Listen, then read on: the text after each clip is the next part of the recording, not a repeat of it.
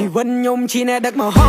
ខោអាវខ្ញុំពេលនោះស្អុយដឹកកតោធ្វើការច្រើនពេកភ្លេចចង់មកញោក្បាលបែកញើហូរមកឡើងសើមជោ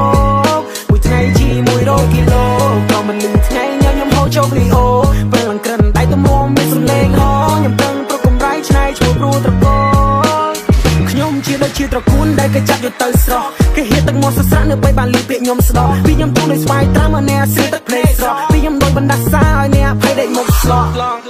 ក្លិនខ្ញុំឈ្ងុយដែលគេចំហុយកៅឡាអាភ្លៀងណាចង់ប្រថុយខ្ញុំផ្ទះថ្មីអានឹងបាចាប់ចិត្តដែលជាចំណិតឲ្យពុះឲ្យដូចជាផ្លែមកកាឲ្យតែស្អីឲ្យកុពេឲ្យឈរស្គប់ដោយរូបចម្លាក់5ឆ្នាំនៅក្នុងចម្រៀងប្រើ calling word play យកផាញ់ឆ្លាញ់ជាមកបង្ហាញប្រើបេដងជាមកសរសេររៀបពាក្យចេញពីកំណិនបាញ់ឆិតចេញជាសំឡេងធ្វើចេញពីអាត្មាស្រវាដែលទៅទេពាក្យបញ្ញមានជាលវិញនៃខ្ញុំគេដាក់ស្ដៅចាប់ពាក្យយកមកបាញ់ជ្រៀតពោតតន់វានៅក្តៅបដៅទៅនៅភ្លេងកម៉ាក្មេងនឹងវាខ្លៅខ្ញុំចាប់ពូរឿងរ៉ាវជីវិតសម្ដីខ្ញុំមកដូចពូថៅសម្ដីខ្ញុំមកដូចពូថៅសម្ដីខ្ញុំមកដូចពូថៅ